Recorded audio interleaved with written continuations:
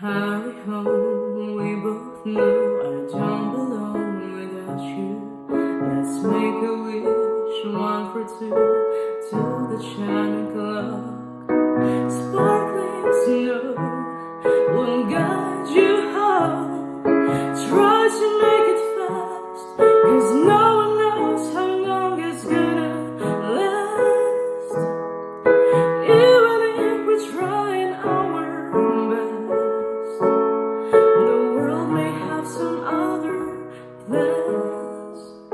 Welcome back to the Post Definitions podcast with your host, Freddie Lancia, and our very, very special guest, See ya.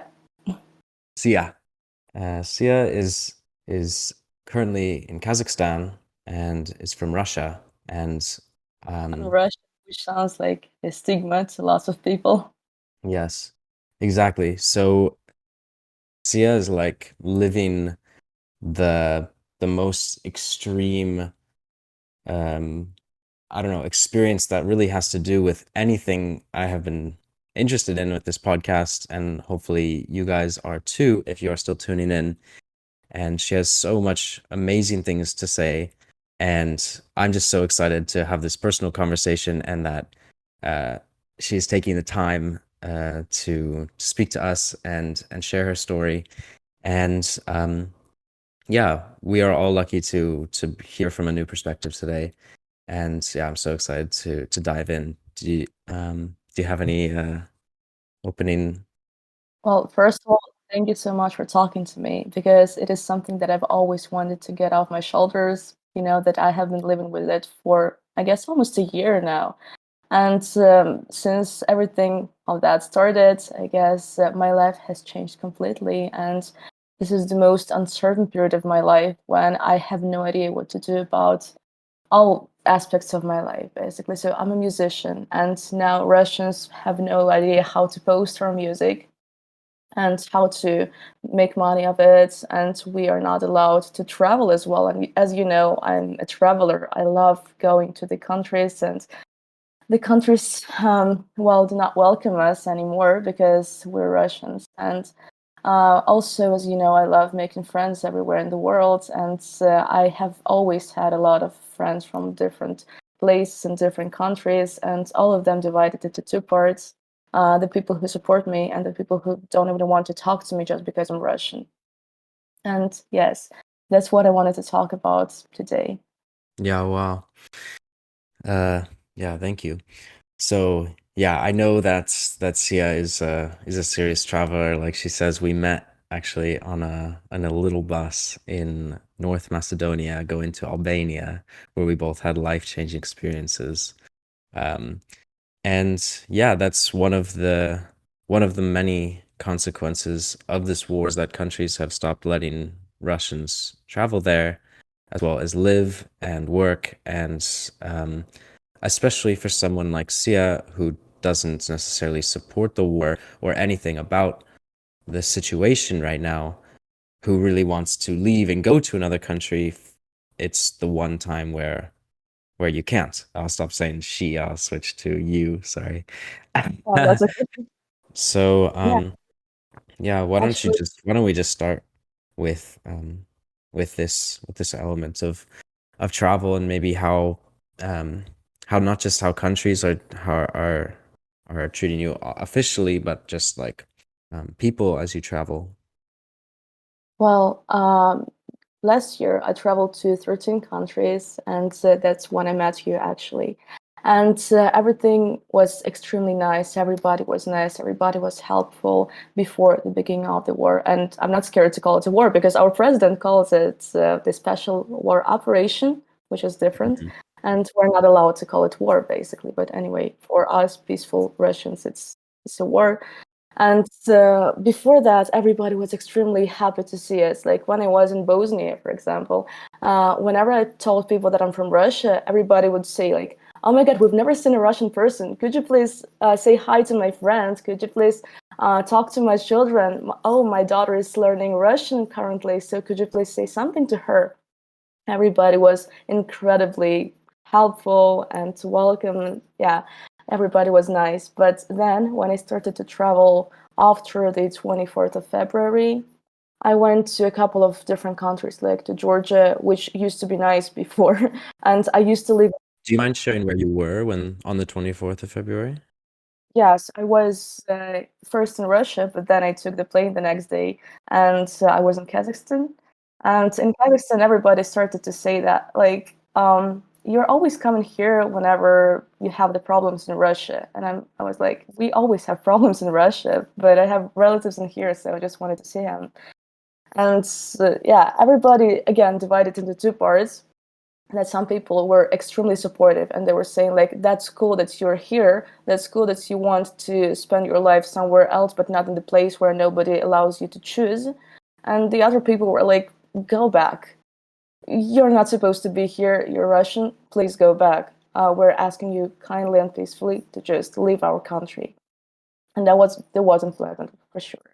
And then I traveled to Georgia, and I used to live in Georgia before the war. Everybody loved me. That was the nicest place ever. I was supposed to spend my whole life there, but then I decided to go to Turkey, and that's how it all started, you know. But yeah, I used to live in Georgia before, and everybody was extremely welcome. Everybody was helpful. But after the I beginning, remember you telling me that Georgia was your favorite place in the world. yeah, true. But everything has changed now because the people never wanted me to be there. Again, I was walking on the street, and there is a problem that in Georgia nobody speaks English pretty good, but there are some people who can speak Russian because it used to be the part of the Soviet Union, and the countries like Kazakhstan, Georgia, Armenia, Uzbekistan, Tajikistan, and all the other countries, they used to be the part of Soviet Union, so they know how to speak Russian pretty good. And the elderly in Georgia still can speak Russian, so I was speaking Russian to them, asking how to go to the place, what to do, like what is the place, and something like that. And I faced the issue that they never wanted me to be in the country. Again, everybody was saying like, you speak Russian to us, you're supposed to leave. And yeah, that was of course unpleasant. Then I went to Armenia, and in Armenia everything was all right because there are a lot of Russians, first of all, or the people who have families in Russia, and everybody understands the situation. There's the problem that in the majority of countries in the world, nobody understands the difference between Russian people and Russian presidents. And Yeah. the fact that we're different and we have never supported him in anything that he has ever done, but everybody just can see that now, like that he does something terrible, and we used to live with that forever. I mean, I was born in 1998, and he started to be the president in 2000. So we Insane. have lived with him forever. We have never seen any other presidents except one guy for, I guess, 2 or 4 years, something like that. But anyway, all these years we have been living with him, and he has always been doing everything that we do not support. And it was always inside of the country, so nobody actually cared. But now everything went above the, I guess, the borders of the country, and now everybody can see that he is not the person that they used to believe and think he was. And instead of supporting us, I guess everybody just sees us as the part of his system, and everybody wants to blame us. And the fact that we're not trying to somehow protest or go against him. Everybody is trying to somehow, but it's very hard and it's very dangerous because he is too powerful. Over all Mm. these years, he has built this system of power, and we just understand that if we try our best to do something, we're gonna get imprisoned and or killed or something else. So it's better for us not to just do anything and try to escape from the country. Since the beginning of the mobilization, it was in September, if I'm not mistaken, uh, Russia was left by almost 1 million people. So it tells a lot. It tells that nobody supports that and nobody wants to be in the country, and especially nobody wants to fight. But everybody's forced to. And nobody knows what to do with our lives because in Russia we don't have the normal stores anymore. We don't have the brands. We don't have the opportunities to do anything, and we don't have the opportunities to travel as well because our credit cards, banking accounts are blocked Right. everywhere in the world. So we cannot go anywhere because we cannot pay. and we don't have like dollars in Russia anymore because everybody bought it in the beginning of the war. So that's crazy. Everything, and the countries also don't want to allow us to go to them because they're not giving the visas to us. So crazy. So you said majority of Russians, are not. Is there like a bit of choosing sides, or most people are just not supporting it, but some of them don't want to express their lack of support because it's dangerous and so on? Or have you lost some friendships with with other Russians and so on?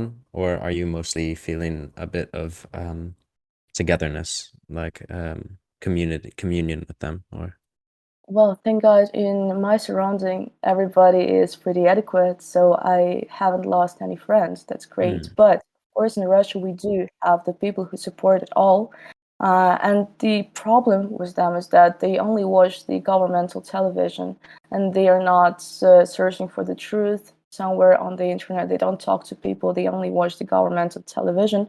And all the television in Russia is governmental, to be clear. Yeah, so when the people are only getting the information through the media, through television, radio, and all of that, of course, they are supportive because they feel that Russia is trying to protect our lands, our motherland, and everybody who's fighting right now. They're fighting against of people who are trying to invade us, but it's not true.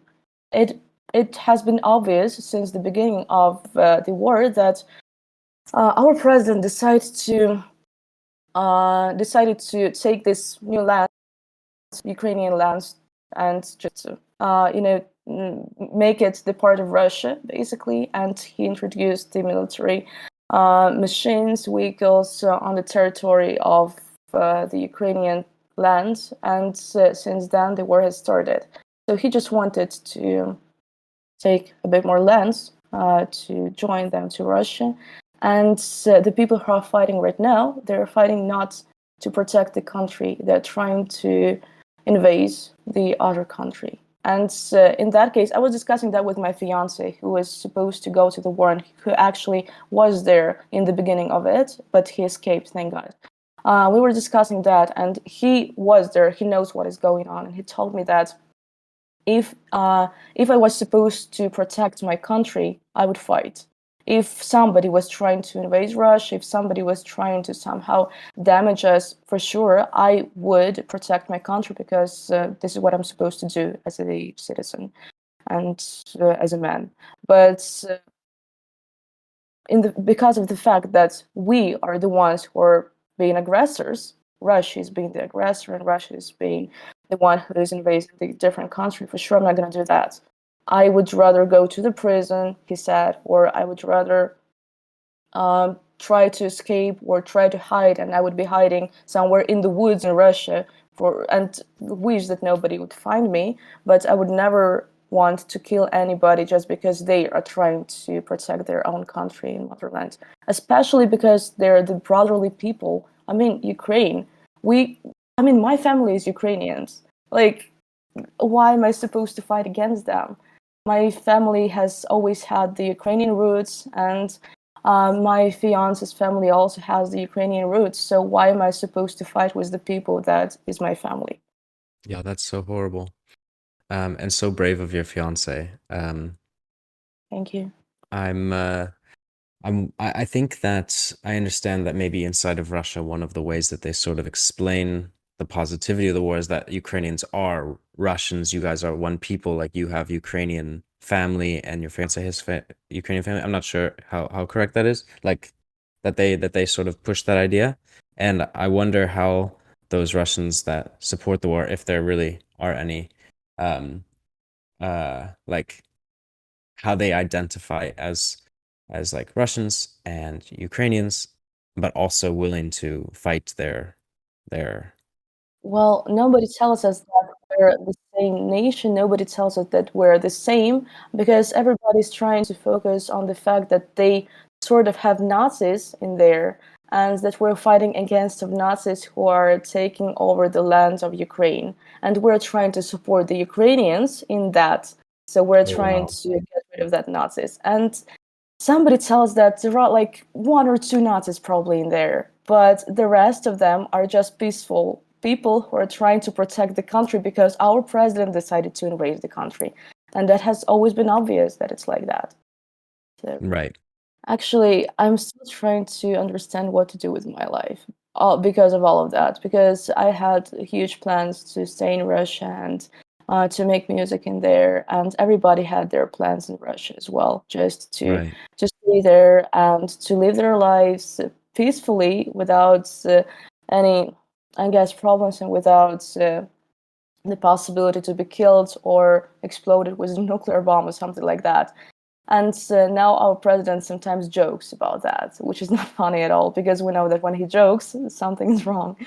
And yeah, I guess that I moved to the city in my country. I moved to the city where I really wanted to stay forever. I loved St. Petersburg from the bottom of my heart. It's my favorite place in the world. And I moved there to be with the person that I love because I met him in there. And we had the huge plan on giving the birth to the children in St. Petersburg. And so we found the jobs, both. We had jobs in there, we had our lives there. And then when the mobilization started, we just bought the one-way ticket to Kazakhstan, which is a great place to live, but we're not home in here. We have never been home anywhere else except of Russia because we're Russian citizens and we have spent our lives there. And now we still cannot find the normal possibility to work. I mean, I work remotely. That's great that I have my students, but that would be better for me to find the working place and for him as well to find the job and to be able to finally feel somewhere home again. But we will never, I guess, feel ourselves home in here because everybody understands that we're from Russia. And again, everybody, the most of the people, I mean, they're pretty helpful. And they're telling like you can stay as long as you want. You can ask whatever you want. For sure, we're gonna help because we know that. Especially, I look like a Kazakh person because my father is like half Kazakh, I guess. So I look like them, and they're good with me. But my fiance is completely Russian. So Mm. he has some problems with that because sometimes they're asking like, "Why have you decided to come here?" And a lot of people in here do not understand that he is not hiding and he's not like evading from military service. He is actually evading from the attempts to kill the people.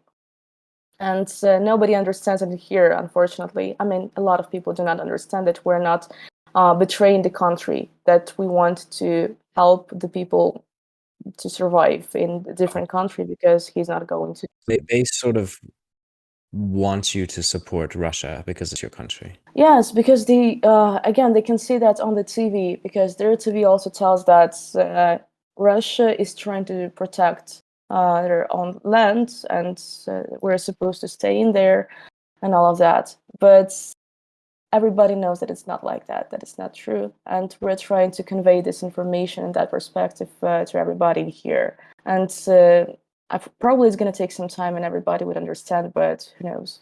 Still, sometimes we're not welcome in lots of places.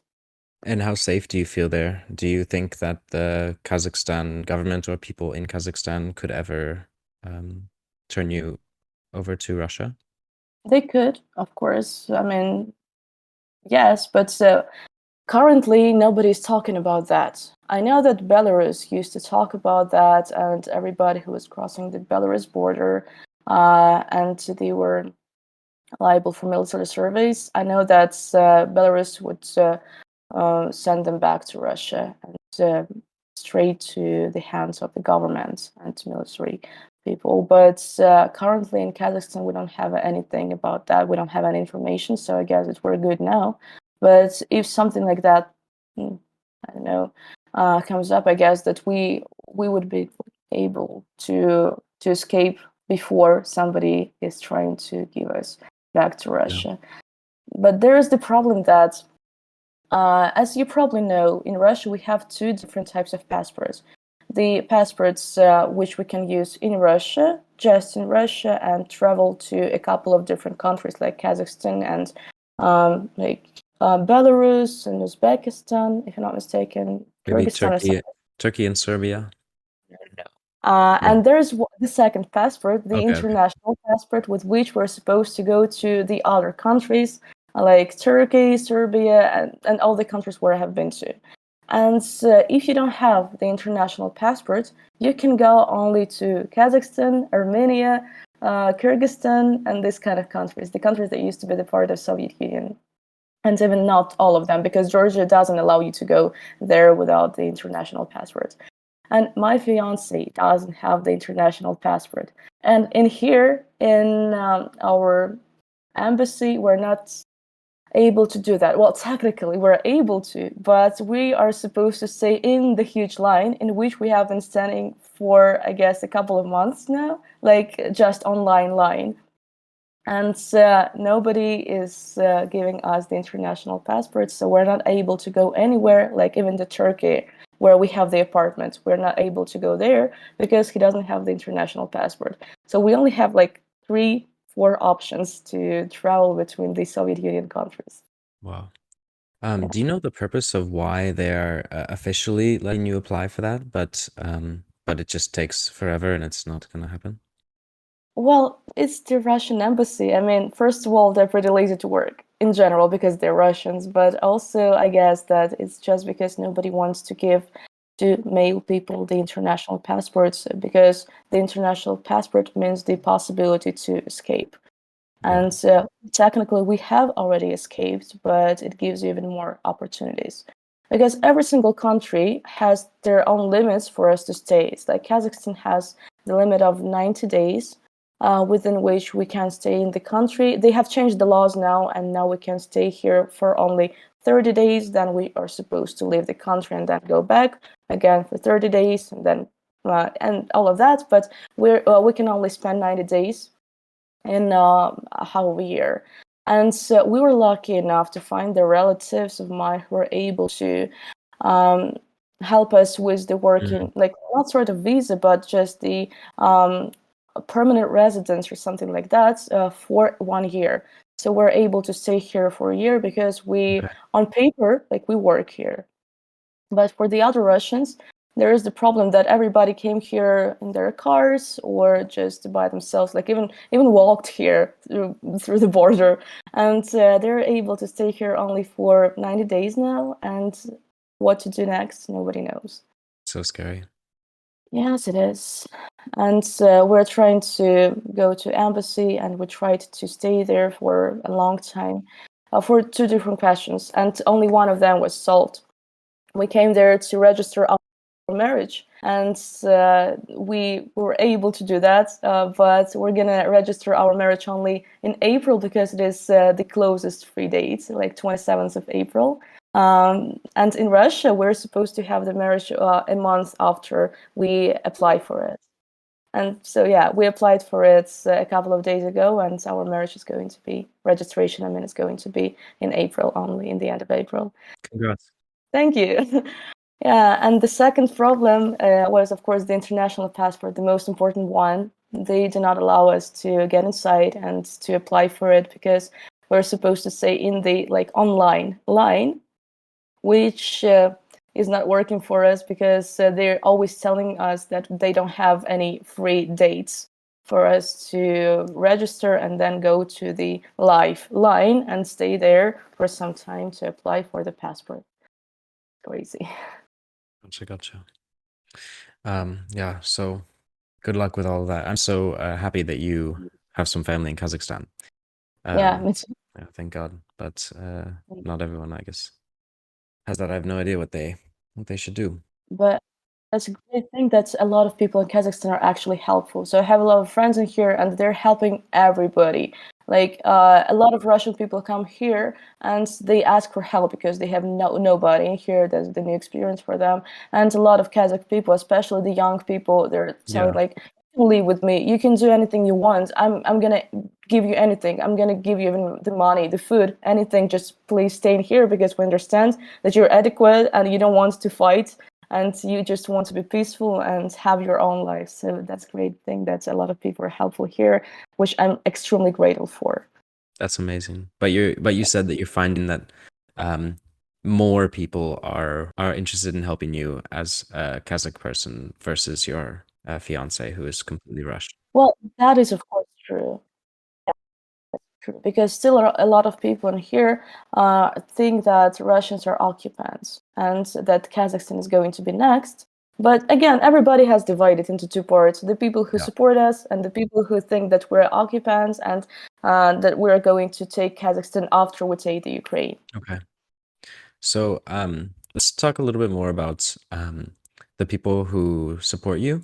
You, for a while, were talking about, being a Russian and the war and all this stuff. And then you started talking a bit more about like you as a person and as a musician and as a traveler, and how you haven't been able to really explore all the things you love, but also it seems that your identity has been overclouded by this war event, and that even the people who support you, they still think of you as someone who needs help, as maybe uh, all these things related to what you're doing there, and less of like the person who you are as a musician or what you want to do with your life. Like you said, you're trying to figure out what to do with your life and so on. Do you have thoughts about that? About your identity being overshadowed by this whole situation? I mean, all the time. Because as I've said, I had different plans for life, and I was able to make my music and share it. And I was making music both in English and in Russian. So a lot of people all over the world were able to listen to my English music.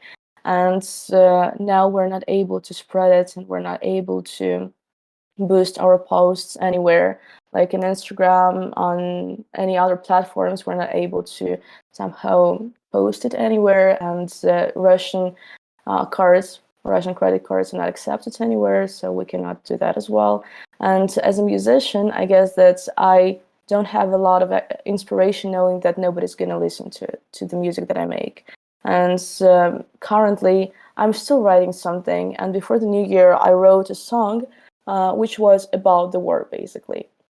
It was not like directly about the war, but it was definitely saying that the universe probably has the different plans for us. And I was talking to the person that I love, asking him to hurry home because nobody knows how long it's gonna last and how much time do we have, because the world may have some other plans. And even the resolution never is going to help us if someone wants us dead. So something like that. Maybe this is where I get the inspiration for the songs, but I also Mm. don't know if I'm supposed to release them because nobody's gonna listen to them anyway, because I'm not able to post them. Yeah. Yeah. So it's other countries that are supporting these limitations, right? Like other countries like putting limitations on Instagram and to your credit card and things like this, not Russia. Yeah, it's like not the it was Russia who decided to limit Instagram for Russians first, because they're considering Instagram to be a terrorist now. And in Russia, we don't have Instagram anymore. We can only use VPN to go to Instagram, but the Instagram doesn't accept Russian credit cards to pay for boosts. So this kind of thing. But Okay. in Russia, you're not supposed to use Instagram, and you're not supposed to mention your Instagram links anywhere, because it means that you're supporting the terroristic organization, which is crazy again. Wow. Because a lot of people used to work on Instagram. I mean, I have a lot of friends who are like vloggers and vloggers, YouTubers, Yeah. Instagram like influencers and all of that. And now they're not able to work technically, and they're not able to get the money from everything that they have been doing, because they don't have their audience and they don't have the ability to boost everything. And yes, they have lost a lot of money. And the musicians, especially the huge musicians in Russia, they have lost a lot of money because they're not able to go on tours in different countries. They're not able to get their monetization from all the tracks that they have already released. I used to have it. I used to get my money, but it wasn't like that huge amount. But with the huge artists, I mean, they used to basically live with this money, and now they don't have that opportunity, unfortunately. That's crazy. Did you play live? Well, in Russia, yes, sure. We had some concerts. We were able to do that, but now nobody has the money, so nobody goes to the concerts anymore, Okay, shit. which is also very easy. a lot of friends of mine have lost their different jobs, not only like online jobs, but just they used to work in the national companies, and these companies left Russia very fast, and everybody lost their jobs, and that was crazy because it influenced even me as a teacher because I teach English, as you probably know, and this is my main job. And a lot of students of mine, they told me that they need to take a short break because their parents have no money to pay because they've lost their jobs in international companies. Oh my God. Yes. Everybody was shocked. I mean, nobody had ever expected that thing to happen. We considered our country to be peaceful, and I've never expected to live in these events. I've never expected Russia to be the aggressor. I've never expected anyone to get into the place where we're not able to use the internet, or we're not able to go to Starbucks because we don't have it, or we're not able to buy the clothes from the brands because we don't have the brands in the country. We don't have the McDonald's anymore. Instead of it, we have like Tasty and Dot thing, which is crazy. What is that? It's the sort of McDonald's, but a bit different. It's just the Russian version of McDonald's because we don't have it anymore. Okay. So yeah, and KFC now is Rustics again, and something like that. And instead of Starbucks, we have Stars Cafe, Wow. and they're trying their best. So they're Okay. good, but I'm happy that I have the ability to eat the normal McDonald's and go to Starbucks here in Kazakhstan. Nice. Yeah.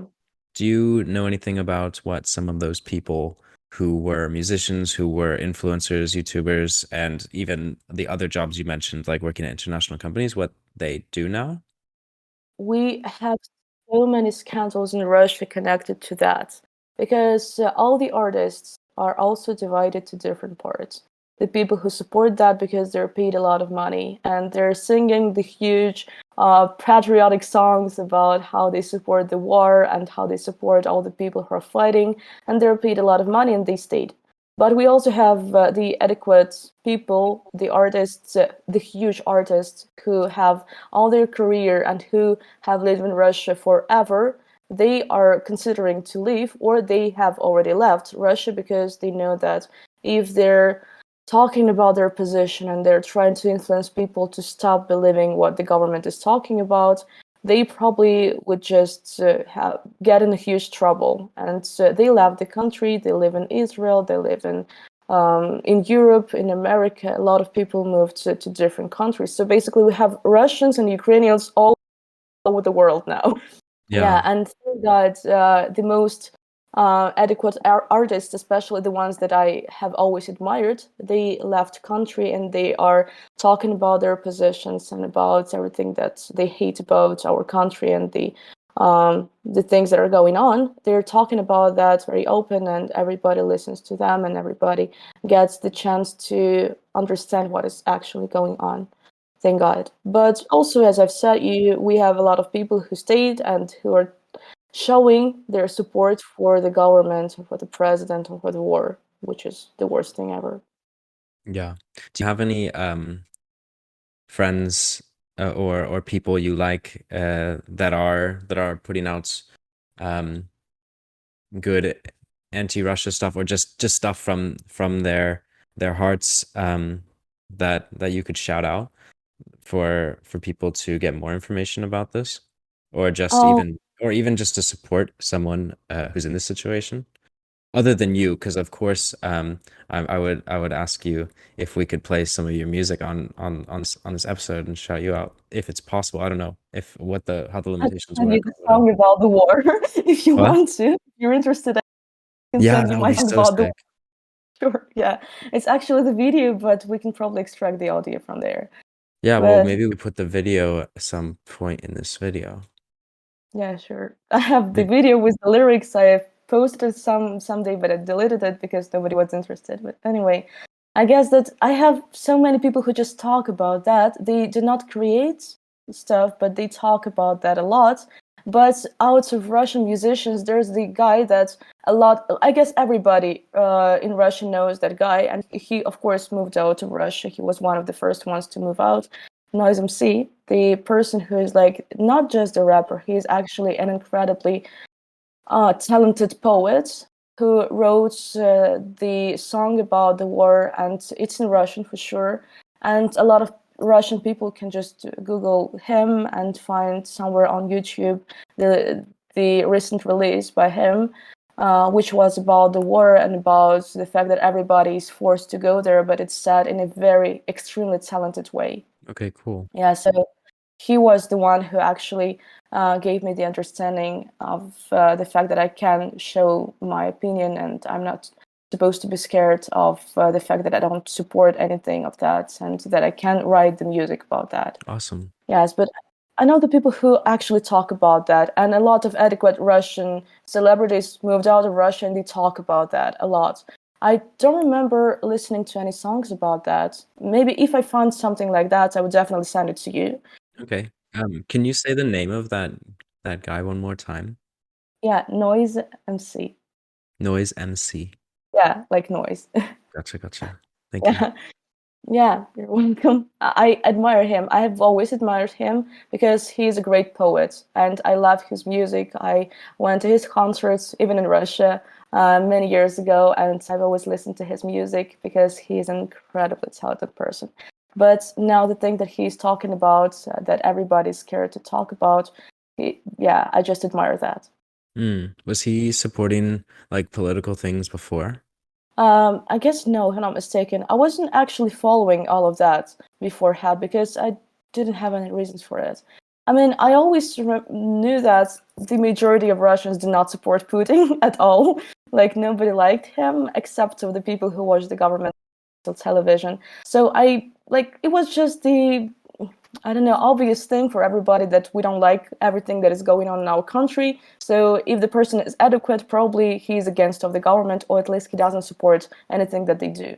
And it was all right for us. It was just like low-key thing that nobody was even announcing, but it was just Sure. obvious. But nowadays, of course, it's getting more obvious, and now it's getting more important for us to see who supports and who doesn't support everything that happens, which is crazy to learn about. I've never even thought that I would be that, I guess, concerned about somebody else's views and points of view on politics. But now I guess that it's necessary for us to follow all of that. Yeah. What would you say to people who still kind of have that point of view? Maybe they're not that interested in this episode of the podcast because they're like, too political or something like this.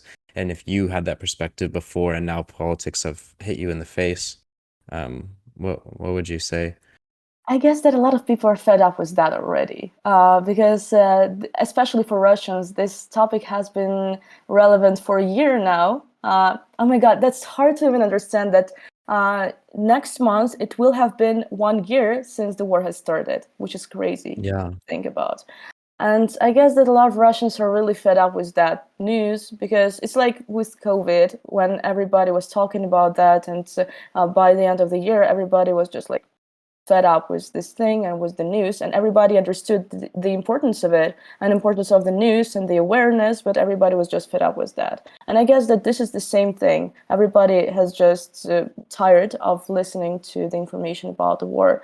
But for the people who are not that aware of everything that is going on, especially for the people who luckily haven't lived in this atmosphere, I guess that it can be necessary and interesting to listen about that, because this is the perspective of the person who actually can see everything from the inside and who can tell the truth about everything that is going on, not the governmental news, because I can see a lot of different types of propaganda. A lot of propaganda against Russia and against Ukraine everywhere, both. And this is just my truth, the fact that Russia is doing the wrong thing and the Russians never support it. This is that. So it's just the government and the president who is doing that, but we just want to live our peaceful lives. This is the Yeah. main statement that I want to convey. And unfortunately, I feel like it's some of these issues that are everywhere, like the Russian Ukraine war and COVID, that people get the most tired of, and then they lose like the most empathy for, or they just don't want to hear about it when they think they sort of heard enough about it, but maybe they never even heard the right stuff. And then I don't know, it seems like the things that go most most popular are still probably the most important things, and the way that we get tired of them is so bad because the situation changes and you think you have an idea of what's going on there, but you don't, and we need to um yeah, I think you get what I'm saying.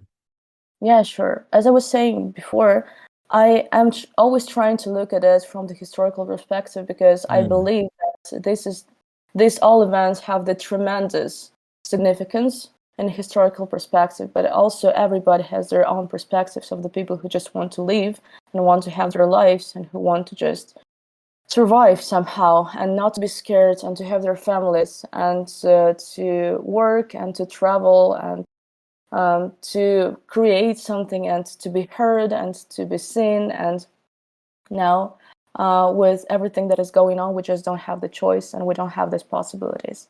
And everybody should understand that it wasn't our choice. And it was just the choice of our president. And we did not support that, but we cannot do anything about that. Even the people who tried to protest, nobody was heard and everybody was imprisoned. So the best way for us was just to escape to a different country and not even to try to do anything. Hey everyone, this is Freddie, and I'm really sorry to interrupt, but I really hope that you're enjoying hearing Sia speak as much as I am. And I really want to make all the content as palatable as possible, but there was no way I was gonna cut words out of Sia's mouth. The second half of the conversation is just as good as the first, so I decided to split it into 2 episodes. But in the meantime, I have a special request that you could help this conversation and Sia's message and her truth be heard by as many people as possible. So if you would share it to your socials or anyone who you think would take a moment to give this an open mind, not only would I be personally honored and appreciative, but I think that, well, the world needs it, and Sia being so brave to share her truth with us in such an uncertain time, I think it really just deserves whatever you can contribute to spreading her message. And I'll leave you with one final note. That song that you heard at the beginning, yes, that was Sia singing. It was the song that she talked about during the podcast, and here it is. It's called Hurry Home. Hurry home, we both know I don't belong without you. Let's make a wish, 1 for 2, to the china clock. Sparkling snow will guide you home. Try to make it fast, 'cause no one knows how long it's gonna last. Even if we're trying our best, the world may have some other plans. I've gotten tired of relying on next year. I am so tired of wishing for peace. I've gotten tired of worrying about loved ones. Hey, that I have to miss. The times when it wasn't like this. The times when we had some peace. The resolution won't help us if someone wants us dead. But I know the only thing that we will both regret is that we didn't have enough time side by side to spend before the end.